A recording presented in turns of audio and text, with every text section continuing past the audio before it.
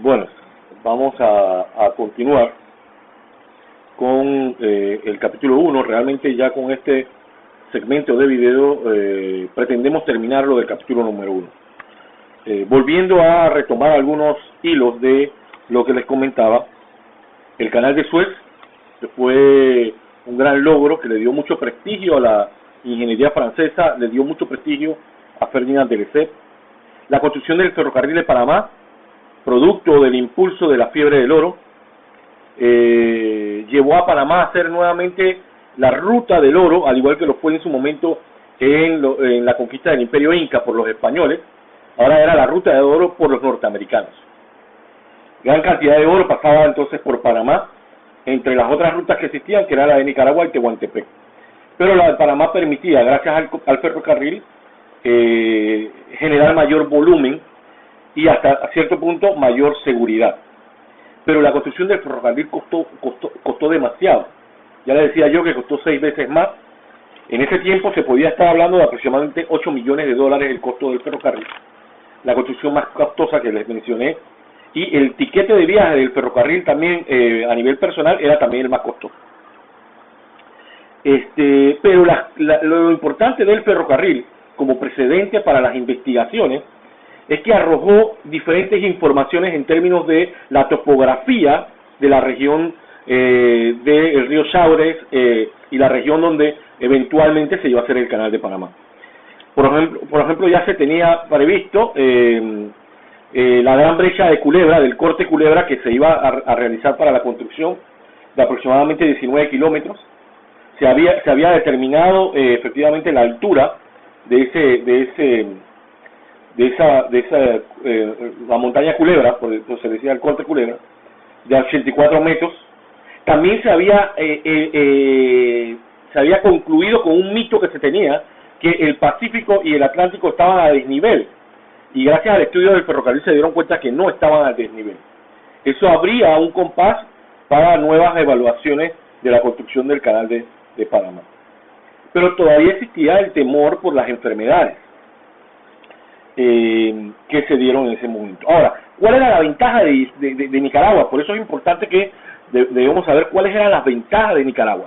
Entre las ventajas de Nicaragua se tenía que estaba mucho más cerca, obviamente por las distancias de Norteamérica, de Estados Unidos. Había sido un sitio en disputa entre los ingleses o Gran Bretaña y los Estados Unidos. Había sido un área de turística para el turismo ecológico. Es decir, tenía sus ventajas, no tenía la aureola esta de un lugar de grandes enfermedades.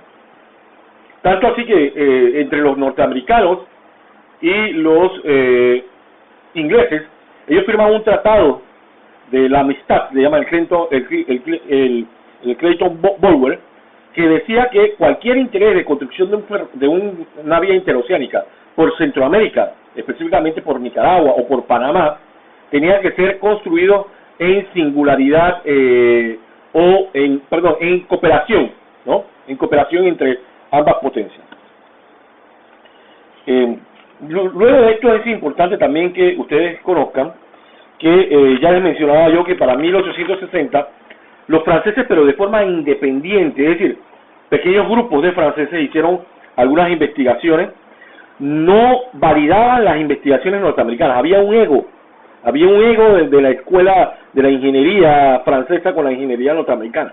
Ellos no lo validaban cierta información, pero en la totalidad de la información no lo validaban de los datos. Sí tomaban en consideración alguna información de las investigaciones del ferrocarril de Panamá y de otras investigaciones que se habían hecho en Nicaragua. Pero los franceses ya en este momento, ya en 1860, y para cuando entra Ferdinand de Lesseps, siempre estuvo en el tapete si era Panamá o Nicaragua. Ya les mencioné que las otras rutas habían sido descartadas. La última en ser descartada, Tehuantepec. Pero siempre fue de la pregunta, ¿qué tipo de canal hacer? Porque en términos de ingeniería, hacer el canal a nivel era más sencillo. Pero si se prestaban las condiciones del perfil geográfico. El perfil geográfico de Nicaragua prestaba las condiciones para un canal a nivel, utilizando el lago Managua y los lagos que tiene en Nicaragua.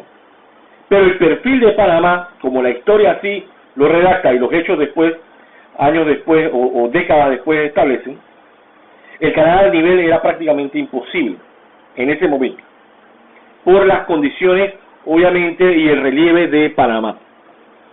La utilización del río Chagres iba a ser obviamente un gran reto que se tenía que manejar también. Entonces, dicho esto, más o menos ya para concluir lo del capítulo número 1, quiero nada más hacer un recorderis muy rápido del mismo. El capítulo número 1 comienza con las investigaciones norteamericanas. Yo había dicho 4, realmente son 7 investigaciones que hizo el capitán Selfridge, muy valiosas, pero todavía en ese momento estaban incipientes las investigaciones. Eran valiosas para el momento, pero eran incipientes, no eran sustancialmente lo que se necesitaba para un eventual inicio de una construcción. Ya les había comentado entonces en ese sentido de Ulises Grant, que hace el empuje para las investigaciones. El destino manifiesto había determinado para los norteamericanos que ellos tenían que hacer el canal, tenían que dominar obviamente el Pacífico, porque estaban principalmente en dominio del Atlántico, porque ahí comenzó obviamente el surgimiento de los Estados Unidos, y tenían que dominar mucho más el Pacífico a través de este canal.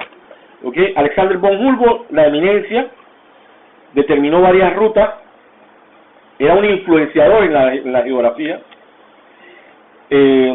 Algo muy importante, ustedes van a leer muchísimo sobre la construcción del ferrocarril de Panamá, lo que costó. Van a ver las figuras de William Henry Aspinwall, que así se llamó la ciudad de Colón inicialmente, Aspinwall, y John Lloyd Stevens, que fue el primer director o el primer presidente de la empresa del ferrocarril, que tenía muchos intereses. El haber firmado, por ejemplo, el Tratado Mayanilo-Biglac de 1846 permitió que los norteamericanos construyeran el ferrocarril y produjo entonces la presencia norteamericana en Panamá de forma oficial.